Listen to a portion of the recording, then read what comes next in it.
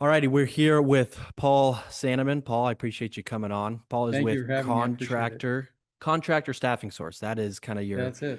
your primary business, but you have done a whole bunch of stuff in your career. So let's start with an overview of what you've done and kind of how you've evolved into Contractor Staffing Source. Well, I give you I've probably never had a real job. Typical entrepreneur, right? I mean, I graduated from college with a master's. I started on a PhD and went to do that and sort of said it was a waste of time doing it for my mom. Then I went to ministerial school. I learned some stuff, but I didn't like the authority. Then I started coaching. I was the 60s guy, right? You know, Life Spring, Est, all that kind of stuff. You know, they say if you remember the 60s, you weren't there. So it's like, so I did the whole 60s thing. And then I ended up being a coach for God knows, like 40 years or something like that. I've worked with thousands of contractors. And that way I could apply all the sort of stuff I learned in metaphysics and self-improvement and all that kind of stuff to contractors because generally contractors' biggest problem was them, right? And if you're a victim, you really can't succeed at much of anything because you blame everything. You blame the economy, you blame your wife, you blame your employees. And so my biggest challenge as I applied what I learned over the years to contractors was getting to accept responsibility, 100% responsibility for business. And then once they got that, if I could shift where they were, like from a craftsman to an entrepreneur, I could grow the business from 1 million to 20 million. I did it a bunch. But the hardest shift was making that shift from a craftsperson thinking about everything as a project. Like when you're a hammer, everything's a nail, right? When you're a contractor, everything's a project. It has a beginning, a middle, and an end. And they don't, an entrepreneur thinks in terms of long term strategy, doesn't think, well, if I spend money, am I going to get it back in 2 weeks, right? It's a different kind of philosophy. So the hardest thing for a lot of the coaching business was to get people to make that shift because they were carpenters, they were plumbers, they grew up in the trades. Then they got mad at their boss and decided they went on their business. So they transferred, but they took that same crafts mentality to their business, which doesn't work because you can't look, did I make or lose money today? That doesn't tell you anything, right? Where am I going? How do I build a team? How do I get long-term strategy? What systems do I have in? Like marketing and recruiting are not projects, they're systems. And so that was the hardest part was getting contractors from that trades craftsman mentality to the entrepreneurial. hmm it's interesting because I was talking with another entrepreneur today in the trades, and we talked about that exact same thing about how do you go from exactly what you said, just being sort of a tradesman to an entrepreneur. He's in the landscaping industry, so his term Mhm. was the lawntrepreneur, which I loved. Right. And a big part of that is the system. So excited to dive into that. Where did it go from the coaching into the staffing business that you have today? What happened was I'd been a coach for 40 years. I worked with a couple thousand clients. And what happened is I'm really good at growing businesses because if you understand marketing, you get the owner to shift his brain or her own to change her brain. You can get the entrepreneur mentality. You can focus on marketing. You can get new business. Well, the problem was they couldn't find the people. I could grow the business faster than they could find the people. So there wasn't much of a solution out there because they didn't want to pay headhunter 50% of the first year's salary. They really were bad at it. They put an ad in Indeed and called a guy a week later. So my first choice was I came up with some really good software. I did a whole bunch of research, and at the time I had applicant tracking systems. So I gave my clients all the software. That did not work out. Like the number one reason for what is it? Not taking time management is no time, right? So the problem with again these craftsmen is they said they didn't have any time to implement the system. Fine. So I hired a guy in my garage and I said, okay, I want you to use this technology to help my coaching clients get employees. And it worked really well. And so it grew from there. Now there's 40 plus people on the team. We've hired thousands of people, probably the best in the US and Canada, what we do. We literally run through 30,000 applicants a month. We hire 10 to 30 people a week. And we applied all these systems to contractors. And the idea was that a contractor doesn't have the time to do recruiting. They just, we get back to people in a minute. We run through all these assessments. I can go through the process of what they should do, and they don't have time to do it. So they don't. And so they put an ad in Indeed, hire the best guy that shows up in a week, and they said there's a labor shortage. I personally think the labor shortage is a myth because if we found 3 or 4 thousand people somewhere, right? So it's like, you know, it's just they don't know what they're doing. And to digress a little bit, I call it the Walmartization of like construction. Because what's happening these days is that for private equity coming in, it's interesting. Like Walmart are coming to a small town, right? All the downtown, there's no good employees. They can't find people. They complain about how hard it was to survive in a grocery store, a drugstore, whatever the downtown business was. Walmart would build a store a mile out of town, somewhere find 300 people to work there, right? Somewhere probably systems in, and then suck all the business out of downtown because they were better at the business than the people in the business. And unfortunately, that's sort of happening now to construction because private equity is getting disrupted and all this stuff like, you can have your doctor, your attorney, everybody's gonna be on your phone, right? In fact, I was trying to write a contract and me and the other guy, we're using ChatGPT to argue with each other as attorneys. So it's like, my ChatGPT was on my side, his ChatGPT was on his side, and we had all these arguments to try to work out a contract. So those industries are, if they're not going to go away, they're radically going to change, right? Anything where you're selling information for money. So what happens is where all this money going to go? Got to go someplace. You got $500 million. What do you do with it? Oh, let's go into something that AI can't do. It can't plumb. It can't fix a roof. It can't.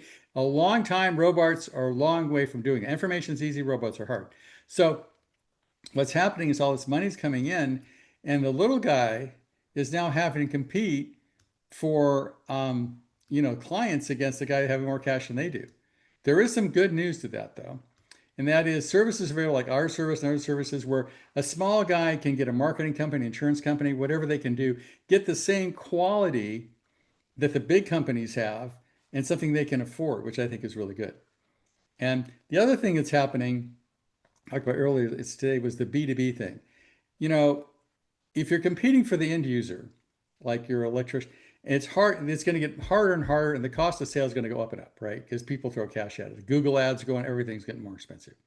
Well, the good news is if you're like a contractor and you want to go B2B, like with architects to get work, or if you're a subcontractor and you want to go to general contractors, AI is not really, you can't throw money at it. You can't throw money at going and visiting an architect. You have to go visit the guy, right? So I think one of the good news about what's happening is that the small guy has more resources available because AI is maybe less expensive. And also, if he goes B2B, he can effectively compete against the private equity guys coming and just throwing cash at stuff. Also, the small guy knows the community. He has, he's on the coaches little league team, whatever it is. And AI is pretty good at finding this stuff these days, better than it used to be. So I think the small guy can compete, but he has to just not hang out. He has to use AI and as a tool and use the tools because the tools are in a way a great leveler because my cost of AI and $100 million cost is the same AI, right? We're both using ChatGPT and it's costing $20 a month. So it is helping the small guy in that way. Hmm. Yeah, I think there's a bunch of interesting things you said there. One of which is the selling of information for money is kind of gone. And I want to talk about how that relates to the coaching side of things in a little bit. But the other interesting thing you said is that the staffing is not the real problem. I've just over the few podcasts that we've recorded so far here, I keep hearing it over and over again that the biggest challenge is labor or the cost of labor. Can you expand on the idea that you have of Well, the let me, staffing you know shortage isn't what real? I'll do, I'm going to go through what you need to do, okay? Yep. Like, if you want to get in shape, you eat less and you exercise. I mean, it's not that hard, right? Right. And you can go to AI and literally outline an entire program for you and tell you what to do and what weights to use and that kind of thing. So it isn't the information, it's the application that's a problem, right? Hmm. So I'm going to tell you what you need to do to recruit. We've recruited thousands of people. This workshop does the 10 steps. I'll go through them pretty quickly. And they all work. So the first things you need to do is write a job ad. AI is really good at that. You can say, I'm a plumber in Kansas City. I need a journeyman plumber. Write me an ad. It'll get somebody to quit their job and come to work for me. I'm not union. And you can outline everything you want in the job ad. And AI is really good at writing ads. It's good at that. Then you can ask it where to place the ad. It's also good at that. I'll say place it at these, like 30 job boards plus trade schools. It'll give you a list of like 50 places to put it. You have to put it in all 50. You can't put it in one and expect to work. Now, this is the trick, Garrett. You got to respond in real time, speed to lead. So we respond to 30,000 applicants a month in real time. Most contractors are not going to respond to the 30 applicants a day in real time. That's a problem, right? The other thing that AI is not good at is going through the resumes and screening. Believe me, if it was good, I would use it. We're always comparing AI against real people. We do that like, thousands of times a month. AI still falls short. It Mm. doesn't get the little increment. It can come close, but it's like a person that lies 20% of the time. You never know when the 20% is, so you can't trust him. The same thing with AI. AI lies on applicants 20% of the time. You never know when the 20% is, so you can't trust it. So AI is not good at screening applicants. You have to have a real person do that, and you have to get back in real time. So those are the two things AI is not good at. It's hard to automate. um, you need to do a behavioral assessment. Now that you can do. We use really good ones, but there's lots of disc profiles, assessments out there. You got to send all the applicants to a really good assessment. And then you have to know how to read that assessment, right? If you don't know how to read it, it's any good. But we literally do thousands. I mean, the typical numbers are we post 600 jobs a week. We get 5,000 people in. We run 600 assessments. We do 300 video interviews and hire 12 people. Those are the numbers. And that's the stuff the average contractor is not willing to do, right? It isn't a labor shortage. Well, it is. It's a labor shortage, but it's not the labor. It's the labor on the contractor side. He's not willing to Right. put in the labor to fix the labor shortage, if that makes any sense, right? 100%. So you can still call it a labor shortage, but it's not who you think it is, right?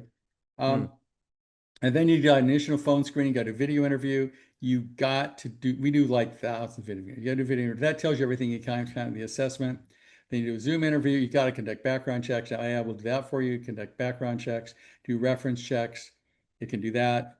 You make a competitive offer. It can help you find out what you need to pay to get somebody to quit the job and come to work for you. And you have to do a successful onboarding, which means when the person goes home from work the first day, they got to, two things or something in between is going to happen. They're going to home to their spouse and go, I think I made the wrong decision, which is not good, right? Because they went there, they weren't treated right. It wasn't when they quit a job that they didn't like, but this might be worse. And so, or they come home and go, my God, the best decision I ever made. These people are amazing. So make sure the first day is the best day of their life, right? You don't just throw them a belt and say, go fix this. That's a bad idea. So the onboarding is crucial. And again, AI is good at that. It'll outline all onboarding sequences. So AI is good at some things and not good at others, but you can't skip any step. If you do all these, you won't experience a labor shortage. Mm. But And unfortunately, most people don't. right, right. That's a great point about how the labor shortage isn't on the side that most people think it is. That's a Right. great way to phrase that. And so just to kind of wrap that up, all of these 10 steps, anybody has that information, but it's the ability to just hire contractor staffing source and all of that gets done for you. That's kind of We the can do it all for core. like $1,500 a month, which is, a fraction. If you're aiming over a million, it's no cost. It's sort of like the membership to the gym does not get you in shape, Mm, right? hmm. And it's pretty much like that. You can have an applicant attraction system, but if you don't do all the steps I mentioned, you won't find the people. So it's a people problem, not a systems problem. And the other thing I think it's really important, Garrett, is the most important skill you have as an entrepreneur is the ability to build a team. Yep. If you look at people, I mean, you may like or hate, you know, um, different kinds of entrepreneurs, but Tesla, if you look at him, he was ability to build a team, right? So Elon Musk, he's a really smart guy, but what has made him the richest guy in the world? His ability to build teams. You can't do it by yourself, right? And he's really good at that. So it looks like he's really smart, but his key abilities, even Bezos, you may hate the guy, but he's good at building teams, right? So you have to think your most important skill as an entrepreneur is the ability to build a team. And you got to put the resources, that is money and time, into building a team. And what's funny is most contractors don't even have a recruiting budget. Mm, They have a marketing budget, maybe. But if you look at the line items, there's no recruiting. It's not on there. And it's the most important thing they should have. right, right. And I saw something today about the importance when it comes to building your team. You want to focus on how do you build a team of more entrepreneurs, and the value of the business is almost sort of directly tied to the amount of entrepreneurs that you have within your team, right? If you're a one man shop and you have a, let's say it's a $2 million a year business, that's because there is one entrepreneur in there. Now, if you're able to go and say, let me go get five other entrepreneurs that can be entrepreneurs inside of my business, well, now you just Well, created that's $10 it. million. Change to find an entrepreneur because you want somebody who wants to think creatively, cares about the business, loves to work there, loves the team, but you don't want somebody who's going to go compete with you, right? So, Right, right. so there's a line between you want a person with an entrepreneurial spirit, but at the Hmm. same time, you don't want to train your competitors. So, but you can get that. I mean, I think I have 40 some people on the team and we have no turnover. People love what they do. And that's one of the keys. And you got to make sure that your culture fits the people you hire. That's the most important match you can make. Some people like dictatorships, some people like, democratic. I mean, it depends on the team, right? Right. But you got to recruit people that buy into your values, whatever those values are, because otherwise they're not going to be happy. They're going to leave. It's not going to work because you can always change what people know, but you can't change who people are. Mm. So let's talk about offshore hiring a little bit. You guys do a lot of that. And I think it's something that for a very long time in this trades industry, people probably haven't really looked to. They want to have an Well, office the problem manager is in there is person. a prejudice against offshore. Like there's a prejudice. I mean, well, let's take the example. Indeed doesn't work. I put an ad in there and I can't find anybody, right? Was it the right ad? Did you follow up in real time? Did you? No, you didn't use the system right. Offshore is the same thing. Offshore, we go through 500 or 600 people to find one because we're looking all over the world, right? Well, if you want to hire the first three people you find an Upwork, it's not going to work. Mm, So the key is get somebody like us who's good at offshore. We have, I think, out of 44 people, 30 are offshore, and they're amazing. There's a couple really good things about offshore. Well, primarily, it's less expensive. I mean, that's a biggie, right? I mean, what cost you 35 an hour in the US will cost you 5 an hour in the Philippines. The other thing is there's people that really want to work, right? I mean, I hate to say it, my kid's probably an example. I've got a 15-year-old kid, and I don't think he knows what work is yet. It's like, but they have a work ethic. And I don't care if it's Nigeria, Bolivia, whatever. You get those top people that really want to work. They're much harder to find in the US. It sounds really bad, but it's true. And I can call somebody last night. There was a confusing email. I didn't understand it. I called a person. It was 9 o'clock at night where she lived. She picked up the phone, no question, answered it, was excited to answer it, solved the problem. She goes, "It's 9 o'clock at night. I'm off work." She didn't say that, right? hmm. She picked it up, was excited to do it. She solved the problem. It wasn't even an issue. Try calling somebody here at 9 o'clock at night and see what you get in the US, right? Right. First, they probably need to answer the phone. And if they do, they're not going to be happy. I mean, I think that is one of. Can you just speak to the challenge with the different time zones that working with those people is? Like you just said, you called someone at 9 p.m., but what if it's 4 a.m. and they're asleep? How Well, do you no, manage that? I will show you. I mean, somebody is on this podcast. Actually, you can do tonight, but Dana's on this podcast. She's worked for Dana. She works for me. She works between 11 at night and 6 in the morning, and she's fine with that. And we pay her like 5.50 an hour, which is really good money in the Philippines. It's a win-win all the way around. She likes working for us. She gets to call her own hours. Now, I will say something culturally that we found that offshore labor got to be concerned with. If you're gonna monitor their computer every 2 minutes and you're gonna micromanage them, they're not going to be happy, Mm, and they're trying to learn for something else, right? Because it's sort of hire the right people and let them do their thing. If you hire a really good, motivated person, you don't have to, they just do their job, right? So if you have a culture where you're going to screenshot every 30 minutes, you're going to they won't be happy.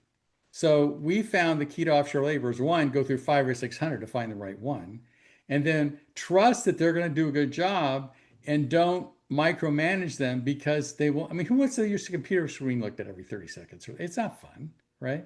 hmm. It's like no trust. Absolutely. So explain your personal sort of staff a little bit more because I think you're a great example of how to build this team. Walk me through Just kind of your team, how you've organized it, and how, I mean, from an outside perspective, it seems like a lot of your day to day is kind of on autopilot with the It way is. you structured this. Yeah, just dive into that. I think that's super Okay, fascinating. well, so first is you got to figure out what you need, right? You got job descriptions and KPIs and that kind of thing. And then you've got to go through the system I just went through, you've got to go through hundreds of people. You got to respond real time. So the key to building it is one, sort of look everywhere, go through hundreds of resumes, do assessments because I can't tell if they're the right person unless I do an assessment. And typically, look at the numbers 5,000 applicants, 600 assessments. You already cut it down huge, right? From 5,000 to 600. Yeah. And then 300 video interviews to hire like 10. So, we look at our team, we have no turnover. I mean, people don't leave the company ever because it's a great place to work. For example, we just did a couple hours ago, we did the team building, right? We have like 20 people show. You don't have to come to team building. It's team building, right? We play games. And I was just talking to a person we hired, and she says, I work for corporations and nobody would show up for the team building. Even the guy that designed the team building didn't show up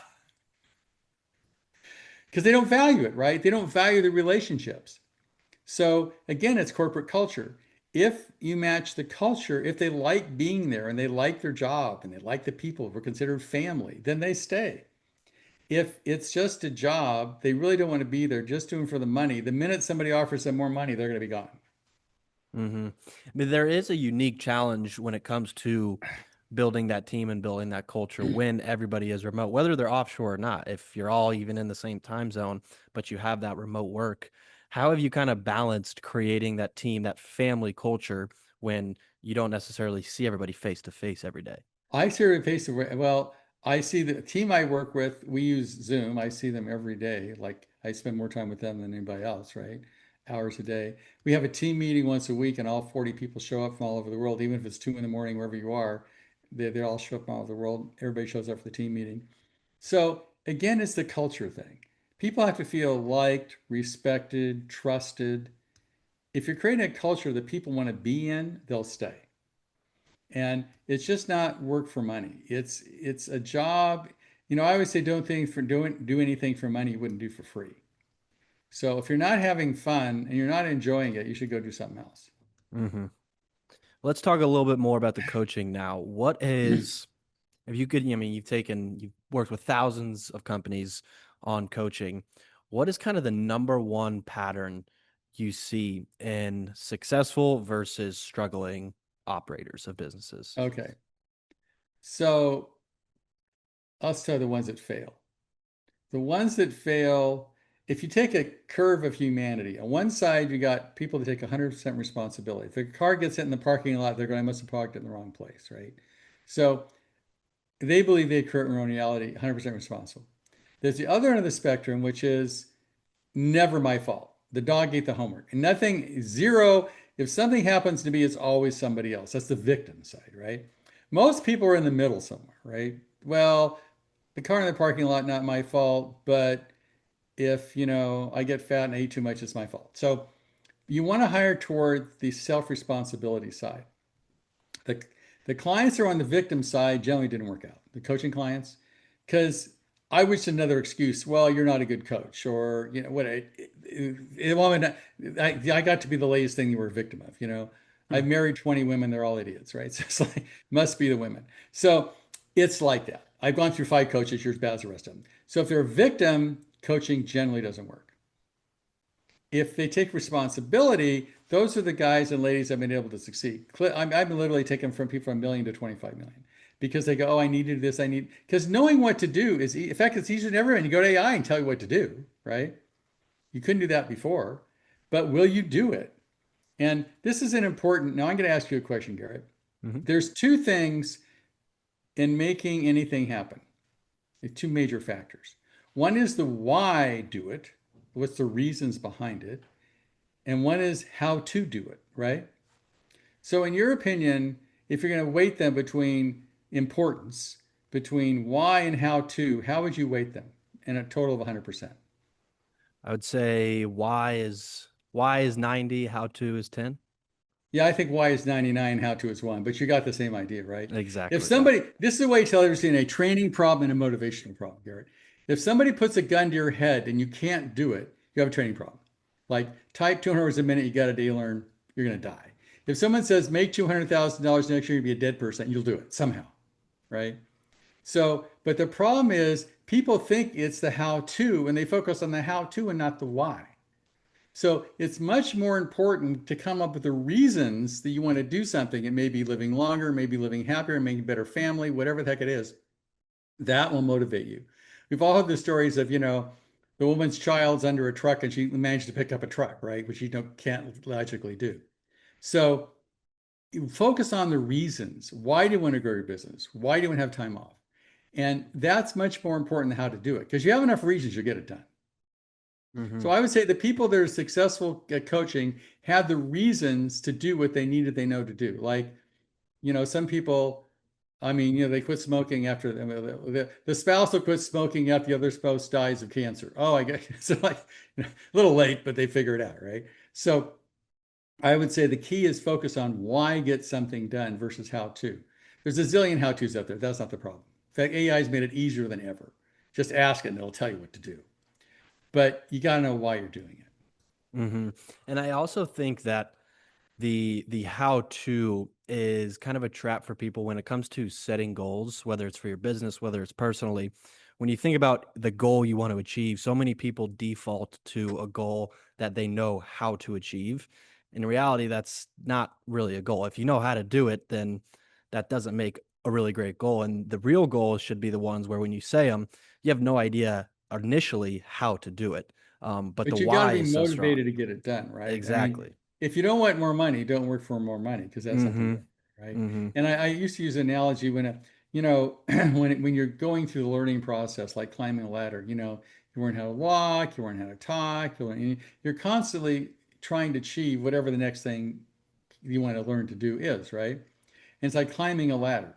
So you're always looking at what's the next rung on the ladder. I need to do, and you're always focused on where's my next thing I'm going to get done. Then comes that fatal day, Garrett, when you look down Mm. and go, oh my God, look what I've got to lose. Then you focus on your focus instead of on the next achievement goes on what you've got to lose. And you tend to go where you look, right? So if your focus is, oh my God, I'm going to lose money or whatever it is, what you think about, you create. And so instead of worrying about the next exciting thing you're excited about, you start, instead of being motivated by love, you're motivated by fear, which is works, but not a good idea. And you just start headed down. I've seen that happen more than once. Interesting. On that note of looking towards, always looking for the next rung on the ladder, how do you sort of advise people on when you get to that next rung and that rung isn't necessarily, maybe it doesn't fulfill you as much as you thought it would, or you get to that point where you achieve the goal you wanted, but then what? How do you kind of advise people on Well, I mean, navigating that? you know, I always look at you should probably live life like you're going to die in 3 years. Mm, Even that may be right because you know when you're going to die. So you should enjoy the process because a lot of people on their deathbed, nobody says, I spent too much time with my family. I had too much fun. I snow skied too much. Nobody ever says that when they die. They always say, I shoulda, coulda, woulda, oughta, right? All the stuff they know they should have done. And I have a coaching joke I used to tell. It's sort of it's ironic in a way. So there's movies of the same kind of idea. So some guy's walking along the edge of a cliff, right? And it's dark. He didn't even, and he's never had a spiritual day in his life. He's just sort of cruising, and he falls off the cliff, right? And grabs hold of this branch and goes, "Oh my God, I'm going to die." Now he's highly motivated. He's going to die, right? And so he's hanging on to this branch and starts praying. Okay, God. And he knows, I'll give to the poor. I'll be kind. I'll be trustworthy. He lists the litany of things he knows he should have done, but he didn't do. And so he says, just get me out of here, God. He starts praying, praying, praying, praying. Nothing. Praying, praying, praying. Finally, the deepest heart just says, I'll do anything. Just save me, dear God. And so, big voice with that guy, Lenny, this is the Lord. Great. He goes, are you serious? Will you do anything I ask you to do? He says, anything. I'll do absolutely anything. Just get me out of here. You're sure? I'm sure. Just tell me and I'll do it. He says, Lenny, let go. He looks up and says, anybody else there I can talk to? And he wakes up in the morning, he's a foot and a half the ground. That's the hardest thing to do is let go, right? Mm, Let go and trust because you're always trying to stay in control. And you're not in control. It's a joke, but you think you're in control, right?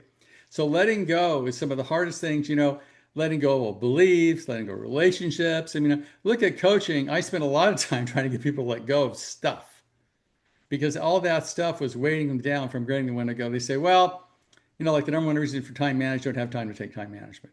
I understand guy I took time management from. He was a principal at a school and he taught time management. He had this great analogy he used. He said, I was sitting at my desk. I had a stack this high of stuff I hadn't done. I came in on the weekend. I said, okay, this is it. After 4 years, I'm going to get all this stuff done. Comes in, big stack of stuff. Looks the first thing, it's too late. So after about 20 minutes, it does, this stuff is gone. He says, heck with it. Takes the whole file and he dumps it in the wastebasket and says, I'll wait for somebody to call me. Nothing happened. He didn't die. Nothing happened. He was just fine, right? So all that stuff that weighs us down, it doesn't matter. It is irrelevant, right? And yet letting go is the hardest part. I would say that the most difficult thing to do as a coach is to get people to let go of old beliefs, old systems, or relationships, employees. That's the hardest part. hmm And I mean, how do you approach that situation? What are like the tactical tips for letting go? I think of beliefs as a Well, big one. let's take an employee who's not bad enough to fire, good enough to quit, right? We've hmm all of you guys got that person. Now, if you're listening to this podcast, if you have anybody you wouldn't rehire, you should fire. But they have a family, they're my nephew's cousin, blah, blah, blah, right? And so you don't do it because you aren't willing to go through the emotional pain, whatever that is, of letting that person go, right? And what you have to do is point out the real cost. Like, say you have the bad employee. What is it doing to your corporate culture? Is he or she like they lie occasionally, they don't show up, and so your whole corporate culture that you've been years developing is dying. Because so I think pointing out the consequences and getting people to understand the real cost. What's the real cost of not eating well? You die sooner. What's the real cost of not? I mean, there's real cost involved with in consequences involved with behavior. And I think one of the coach's jobs is to point out the real cost of not changing that behavior. And is a person really willing to pay it once they understand what it is? Mm. How we've talked about AI a bit. How do you see AI impacting the coaching, space, whether it's your industry and your ability to provide the Well, value as a first, coach I or always tell people to use AI Coach. It's free and it's really right. smart, right?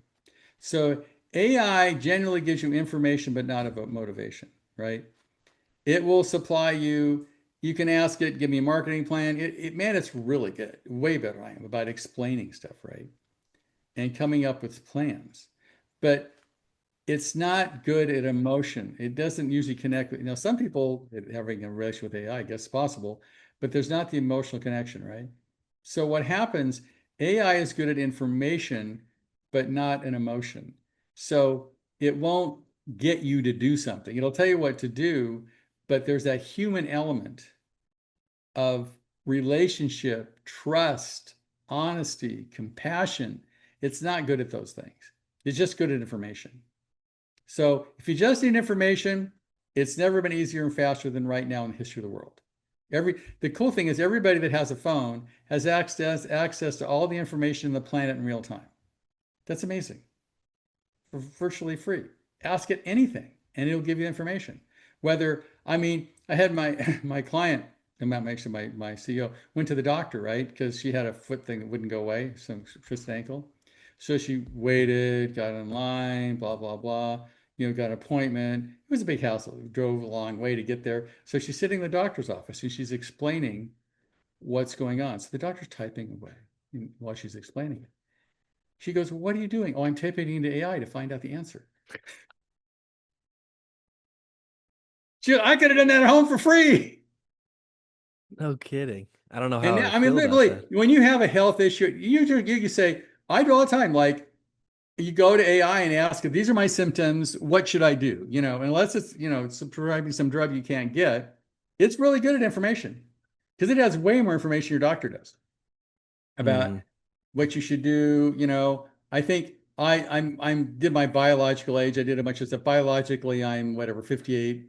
Chronologically, I'm 75. So you can find out what you want to find out in information, but it can't get you to do it. Whereas if you have a relationship, sometimes that relationship supplies the most motivation. So you'll actually exercise or make the phone calls or whatever. Because knowing what to do is a little bit of it. Getting to you to do it is a big part of it. And AI is not good at that. Very interesting. I'm curious. We've talked about all this sort of technology and how things evolve today. If you were to just go back and start back in your 20s, so let's say you were 20 years old today, Okay. and knowing what you know now, where would you spend your time? I'm just curious in terms of like what business would you start? What would you focus on? Well, one of the things Jim Rohn, which one of my mentors a long time ago, he's dead now, he said, you work harder on yourself than you do on your job. That always stuck with me, right? And find out something. One of the things I did, exercise I did, probably late in my life, should have done sooner, is write the 10 things that you love to do. Mine might have been drug, sex, and rock and roll when I was younger, but it's things that you really like to do, right? So you make those list of things. And I remember I was in this at West seminar, one guy's self-improvement seminars. Maybe make a list of all the things I love to do. It said, now, how many though do you do on your job on a daily basis? And I had none. The Mm. woman next to me had 10. This is not working for me. So I quit my job the next day. And to me, it's learning what you love to do. You can make a living doing anything, right? So, the focus should be, if I was in my 20s, why tell my kids now, just make a lot of friends and learn AI. I mean, school is going to go away. This way, I mean, why memorize the stuff that you can get on your phone, right? Why? It doesn't make any sense. So find something that you're passionate about and pursue your passion. And I would do the same thing then. Um, my first career, I sold insurance. I did really well, made a lot of money, but I was 21, got an ulcer at 22. This does not work for me. Then I went to ministerial school. Still politics didn't want to do it. So I found for me, doing my own thing was the most important. you know. And if you want to work for somebody, then do that. But find something you love. List the five things you love to do. It could be exercise, travel, relationships, and make sure that your career pursues those. The money will show up. That's not a problem. But you've got to pursue what you're passionate about. And I want to be a professional baseball player. Well, you may not make it, but pursuing, you may become a coach, different things could happen. You can't see around the corner until you're there. But still, I would say pursue your passion, whatever that is, because life is short. You're going to die. That's a given. So if you pursue your passion, you'll live longer and have a complete life, in my opinion, and whatever that is for you. And everybody's is different, but find out what it is, and that's what you need to focus on, whatever that is for you. That's amazing. We'll close out here talking about kind of your strategy and uh, thesis around referrals and affiliates. You've built out an amazing affiliate program for your business. If you were working at a contractor business or some sort of trades business, how would you apply that same model? Maybe just start with sort of an explanation of what the affiliate program or Well, an affiliate means you get business from trusted advisors in that industry, whatever it happens to be. So my case is we have affiliates that are coaching companies, insurance companies, they're trusted advisors of contractors. So when someone says, hey, you're having a personnel problem, call this guy. They'll call us and we get 30 new clients a month and all from referrals. It's interesting because we're number one on Google. We're number one on AI. Any kind of research you do, we're the best in the industry at what we do. Zero, absolutely. I get zero business from two a year out of 30, 300. Because people don't look for a recruiting company online. They didn't ask the right question. So if you're a contractor, if you're, the trusted advisor that the client's going to is an architect, then make architects your friends and they will send you all the business you need. I have a whole program I've worked out, and the average architects were 2 or 3 million mm, to a client. It's way better than an end user. So it's business to business. And again, AI can't do that. If you're a subcontractor, get your business from general contractors and seek that and build your business model around B2B. Because when your business model is focused on B2C, which is business to consumer, they're getting harder to get to. It's getting more expensive. It is getting noisier. It's getting more and more and more difficult to get to the end user because people have a lot of cash and a lot of expertise, and you're not going to, if somebody's got 100 million advertising budget and you've got 10,000, who's going to win, right? So I think the key is try to build a business that's B2B and make sure that you're going to trusted advisors, people that are going to, whether recommending a contractor, recommending an electrician, recommending whatever, go to people because it's a lot smaller group and a lot easier to get to, right? I mean, as an example, if you're a contractor, maybe 50 architects or 100 architects in your market. There's thousands of people, ways to get the architects. If you're a subcontractor, there's probably 100 general contractors, way easier to get to than the end user. So I would say it's much safer to build a business B2B than B2C.